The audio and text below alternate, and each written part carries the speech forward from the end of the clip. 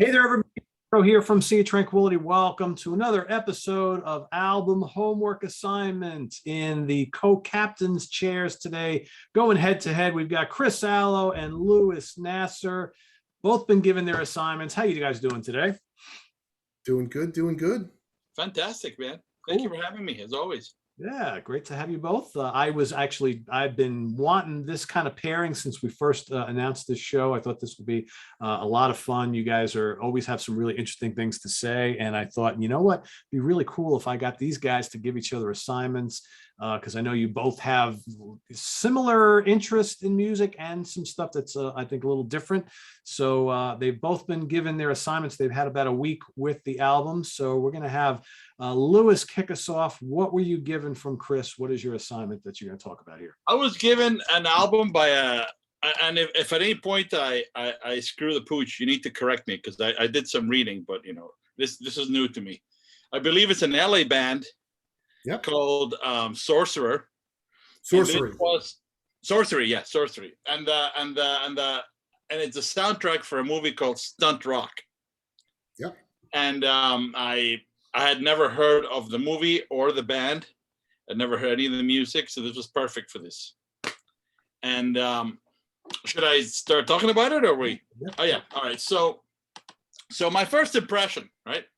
When I hit play, I was listening with headphones, and I thought, oh man, this is campy, like Spinal Tap, right? But with a more of a satanic twist, initially. So this is very weird, right? And but like Spinal Tap, it had really nice hooks and it had nice parts, right? Like Spinal Tap is not a complete joke; it's actually pretty good music, right? And you know, I believe I have some notes, so I'm going to go through it so I don't screw this up too much. The first song that I heard on the YouTube is a song called "Sacrifice," which I really like because it begins with a flanged Judas Priest style guitar. And in general, I would say that, again, first impression, to me, this is like a cross between, you know, Judas Priest, a little bit of Alice Cooper. It has a little bit of the first Montrose album has that kind of a vibe to me. I really liked it. I was very surprised with the lyrics. You see, I'm one of those guys that listens to the words, right? And I thought, what the, you know, it could go one of two ways. If these guys are taking it seriously, then this is absurd, right? So I didn't know what to make of it. Then, you know, so yeah, I'm starting to feel like, all right, this is rock and roll creation meets Stonehenge. It's kind of the vibe I'm getting, right? But then we move into Wizard's Council, and they take a deeper plunge into that sort of vibe, right? But then the music becomes much more undeniable, right? Like it has all these like weird like Memory Man delays at the beginning. Like it's from 1978. So it has a lot of analog effects and it just has these really great sounds, you know? So I started to get into it. But I always kept struggling mentally with like, what the hell are these guys on? Like, are they for real? It's really their thing? Because it is colossally stupid, right? But next up is Talking to the Devil, right? Burned Alive, Book of Magic. And then by the time we get to Stunt Rocker, you have like a really solid intro, right? During the verse, once again, there's a mixture of, is this supposed to be a cream pie? Is this supposed to be like real emotion? I'm not sure. The chorus is awesome, right? And it has these really great Kurzweil keyboard sounds. So there's a lot of stuff like on the first listen that I'm liking, which is not usual, right? Then we get to Mark of the Beast. And Bird Song is an interesting piece because that one doesn't have the style of all the rest of the album. That's more of a traditional kind of sing-along thing, like a strummy guitar. And you can actually appreciate that the singer is much more comfortable in that range. You know, if you listen to it, his voice sounds a lot less strained in that range than in the other stuff. But it was good, very melodic, very nice. And in the end, of course, it kicks up. Then Wicked City comes in. That goes back into just pure comedy, right? My listening. Then there's Woman with a really, really nice chorus, great keyboards. And then Power Man, which is another one of these fast tempo tracks. That also has a little bit of, for me, of course, it's not inspired in any way because this is much earlier, but it reminded me a little bit of Tenacious D, right? Interesting. It had that sort of thing. So a lot of stuff that I heard the first time that I listened, it just caught me like, it's great, but I don't want this to be, I want it to be a deliberate joke, not a joke, period, right? Like, So then what I did, I heard it another time, and I the impression was the same. And then I watched the movie. And I would highly recommend, because Chris did me the big favor of giving me the link to the movie as well. I would highly recommend anybody who wants to listen to this album to also watch the movie. The movie is amazing. Okay. Now, please don't imagine, masterpiece of cinema. It's amazing in the best, most awesome, funny way possible. True. The movie basically, I'm not gonna go too long, but it basically stars this stuntman, this Australian stuntman, and this Dutch actress, and peppered along the way is this performance of Sorcery. And apparently, what these guys actually did in real life is they had like this weird act where the show also included a duel between a wizard and a devil, and flash things. But it is one of the funniest things you've ever seen. I mean, there's this backstage scene where they're interviewing the various band members, and you realize the keyboard player is always wearing a hood. Yep. And he speaks like he just inhaled fucking helium. It's hilarious, right? And then they're trying to cook something, and suddenly instead of a meal, a duck appears, and it's just so incredibly absurd, but yet perfect for this. So then my opinion changed completely. Then I realized this is a lot more elaborate than I thought. That's their shtick, right? And I really kind of fell in love with it. I thought it was a great concept. It's just that when you hear the record by itself, for me, I couldn't dissociate, the music and the lyrics, and the fact that, in my opinion, I thought that the bass player is quite good.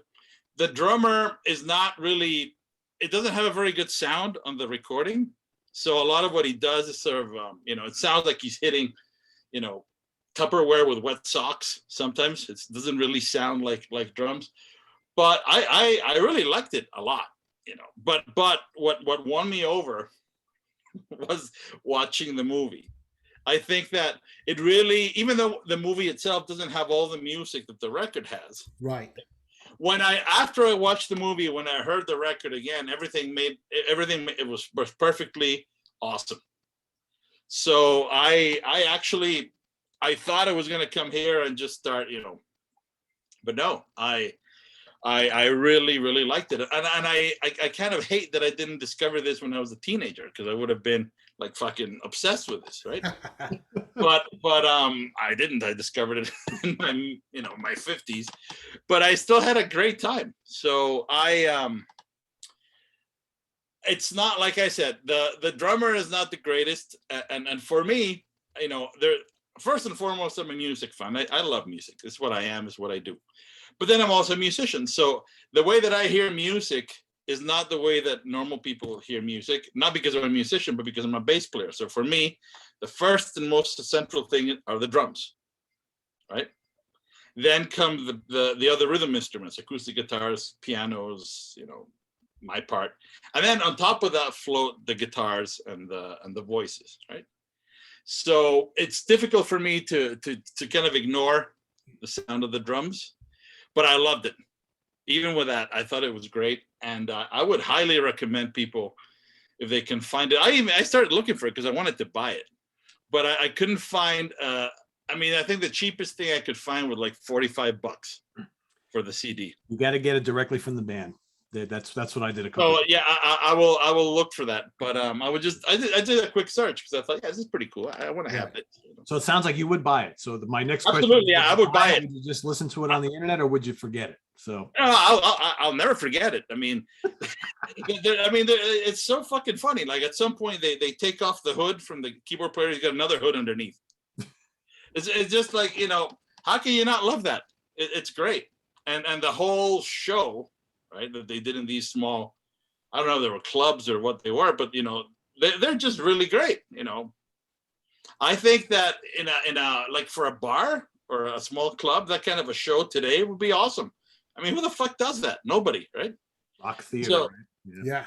Yeah. So I loved it. I loved the theatricality of it. The lyrics no longer were like self-centered and serious. They were obviously meant to be a joke, and they were great for what they were. And I would recommend people who like movies and who like metal, 70s style metal, late 70s, to give it a shot. It's really good. I was very surprised because I was ready to hate it. When I first saw the cover, I thought, oh man. Yeah, the artwork for the posters. I thought Alo just got this to piss me off. Like this was like a setup, right? But I actually really, really liked it. It was great. Cool. Awesome. That's awesome. Yeah, I like it too. It's fun. Yeah. But to me, it's almost like a much heavier, more theatrical kind of sticks from the same time period, sort of a little bit in spots. Yeah, that's not a bad call either. That's right. It has a lot of these effects that were new at the time that people were like using, like super thick flangers and things. It's great. It's fun. I loved it. Awesome. All right, so Chris, what were you given? Wow. All right. Well, I definitely, since I'm not a musician, but I wouldn't call me a normal person. I definitely will not be able to enunciate my thoughts as well as Lewis, but I'll do my best. I'm not sure if I'm going to pronounce this right. Lewis, so feel free to help me. But I guess the name of the band is Balletto di Bronzo. Il Balletto di Bronzo. All right, I forgot the L part. And the name of the album is YS. Is that Yes, right? Yeah. okay? And I didn't know what to think of it. I mean, like just looking at the cover, I'm like, holy shit! It looked like an old poster from like the '70s. It was like a faded shot of like four dudes in like fucking bell bottoms and long. I was like, oh, okay, all right. Obviously, this is old.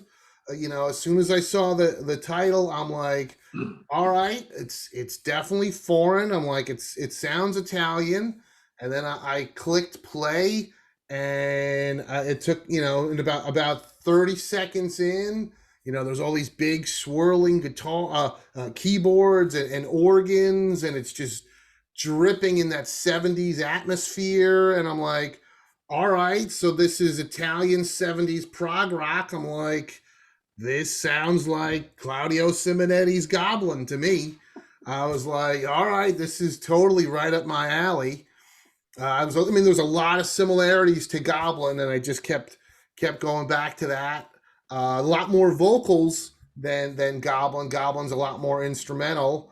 But the whole time I'm listening to the record, I'm like, okay, this should totally be a soundtrack to a giallo. Like in my head, I can picture a beautiful, naked Italian woman running for her life while a black-gloved killer is trying to stab her while this album is playing. I'm like, that's what was just over in my head over and over again. And only during those kind of scenes, right? It's got Oh, totally. That's it. Yeah. Just a black glove out of nowhere, a beautiful, naked Italian woman, screaming her head off, running for her life. I actually got new speakers for my computer, and they're really good, and I could really hear the separation of the different, between the two channels, the left and right. And I was like, wow, this is really cool. It's got that 70s groove, but everything was just swirling and back and forth between the you could hear the keyboard jump back and forth from the two channels. The songs had, they all had Italian titles, and it was like only broken up into like 6 songs. Like I think the first song was like Introduzione, like introduction. So I'm like, all right, the song titles don't mean anything to me. There was a lot of vocals. At times, the vocals got a little high pitched and a little whiny for my tastes. But what I loved about it is the guy's an Italian, so I don't even understand what he's saying. And I'm like, you know what? I don't even care. Doesn't matter what he's saying. It sounds cool. So I just went with it. I think it was the second song. It had the thumping, repetitive bass line over and over again, and then it would kick into this frenetic, proggy part, and then go back to the bass line. And I thought it was really cool. I definitely dug it. I enjoyed it. I like I said, no idea if this was like a concept album or what the fuck he was singing about. That why the songs were broken up into these 6 sections.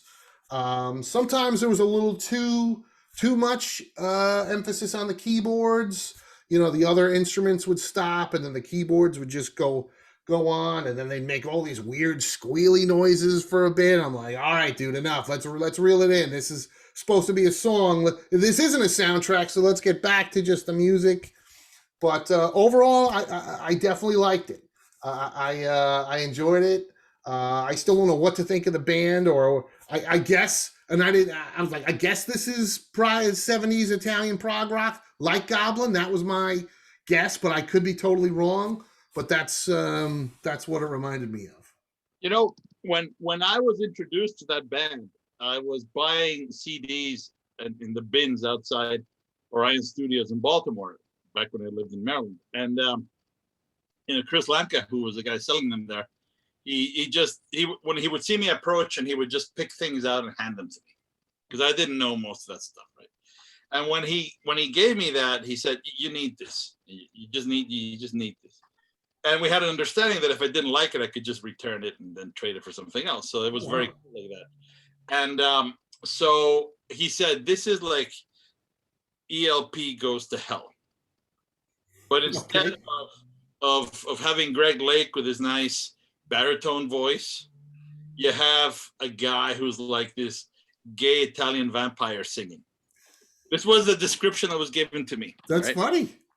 And how can you fucking say no to that? You can't, right? So I took it home and I played it, and it slowly but surely reeled me in. It's clear to me that the guitars in that record are very perfunctory. Like, they're there, but you know. Right. And then when I actually had a chance to see this guy live, first at Baja, then it was a trio. It was just the singer with his array of keyboards and 2 young guys who played drums and bass. So there's even no more pretense that a guitar is necessary. It's just the 3. Wow. And this guy is in full costume, full makeup. And he is not no kidding breaking character at all. Wow. He walks out on stage with this flowing fucking dress, and it looks like he's not touching the ground. It looks like he's floating in, and he proceeds to do his shtick. And later, when you met him in the theater, he was still in character. Like, if he saw bright lights, he would move away. Wow. And he had this character was like a thing that he would never, you know. And I just thought, I just witnessed something unique. And B, don't anybody let their children near this guy. These are the 2 thoughts that came simultaneously, right? Like, this guy is immensely talented, but it's evidently true also that he's insane, like completely insane. Wow. Right? And because he is as far as I know, and Pete can correct me on this, there's only 2 studio albums to this band, and the guy's still touring, right? Off those same 2 records? Yeah. And he wasn't even on the first one. Right. So he kind of took over, and he just plays this record. That's what he does. No kidding. He's been doing that for decades. Wow. And he's making a good living at it because people pay him a lot of money to see the vampire. Amazing. Italian undead vampire doing the prog and playing all these multiple keyboards. So it's really, I thought, because I know you guys do the Monsters Den, and you're looking at all these things, and I thought, well, I'll go with that because it has a little bit of that. Some of the Italian prog is more like happy vibes. Is more. Yeah, this is definitely dark. Yeah, no, this was definitely up my. Like I said, I just kept thinking Goblin and Giallo the whole time. That's right. It's got this bombast to it, right? That because a lot of times the music, things are just happening, explodes. Yeah. So Chris, so the final question of the day is, so would you consider buying it? Would you just maybe listen to it online or stream it occasionally, or would you completely forget about it? No, I definitely wouldn't forget about it. It was that unique for sure. And yeah, I would definitely consider buying it. I mean, if it was something reasonable that I could just grab it off Amazon or something, yeah, I would definitely consider. I liked it enough for sure. It is considered. But now apparently, if I buy the goddamn CD, now I got to go see this guy live. Well, you won't regret it though. No, it sounds like a great show. It's crazy. It's really a good show. He did it also at Nearfest, I believe. Yeah, that's when I saw him at Nearfest at a Prague festival. Yeah, because he's in his 70s now, right? So he's got to be. Yeah. This was like 15 years ago, or maybe a little bit more than that, actually, probably a little bit more than that. Because the album is from what, 71? Or 72, right? 71, 72. Wow. Yeah. So it's old. So, Amazing. but he goes out on stage and he's got the hair and he wears this white pancake makeup and he gets all, I mean, it's the funniest thing. I actually met him after the No kidding. And he wears this really thick white pancake makeup and you go and meet him afterwards and half of it's like dripping off of his face. It's like, it's really freaky. So it's kind of like meeting Sting from wrestling. Yeah, exactly. Yep. Yeah, after a match. After a match, yes. But he's very like, got to be professional, gotta, he's got this whole act thing, like Lewis said, it's this whole part of his whole shtick. But man, wow. Talk about, but it is considered one of the great albums of Italian 70s Prague. Yeah. Well, now that's two Italian 70s Prague bands that I know. There you go. Yeah, there you go. Yeah, I think if you dig Goblin, I mean that's it's not that far removed, just with the over the top vocals, right? Yeah. Right. Yeah. But yeah, no, I definitely enjoyed it, and like I said, I just kept thinking, like, man, how did Dario Argento not hire these guys at some point for something? Probably because they broke up already. Yeah. I mean, that's probably right. That's probably right. At some point, he realized that there was an interest and he could make a buck again. Yeah. This is what happened. I don't know when they started again, because I think through they broke up like a couple of years after that album came out, and I don't think they resurfaced again, Lewis, till what, the late 80s or something like that. Yeah, what happened? If I remember correctly, I know that and there's always a Japanese connection to all of these things. Some rich guys in Japan wanted to see that thing perform live. Some money at them, yeah. And they just said, "Look, man, money is no object. Just make it happen." I got an offer you can't refuse. And they just flew them in and they did a show or a couple of shows in Japan. They did a record. Yeah. And then, a few years later, Nearfest reached out to them. And of course, Baja had reached out to them prior, because they were already now back in when the 90s kicked off and all the resurgence of Prague came. Then these guys were like, all right, this is our chance to make some dough, right? And they were going around everywhere, right? Yeah. Yeah. Well, look at Goblin. I mean, I never thought Goblin did like 4 U.S. tours. I mean, I saw him twice. Yeah, I mean, great bands, but they're definitely, you don't want to take a date on the first night to see Goblin or Il Balletto. Right. Yeah. No, that's true. Not that. Yeah. That's Sausage Fest only. Yeah. Yeah, for sure.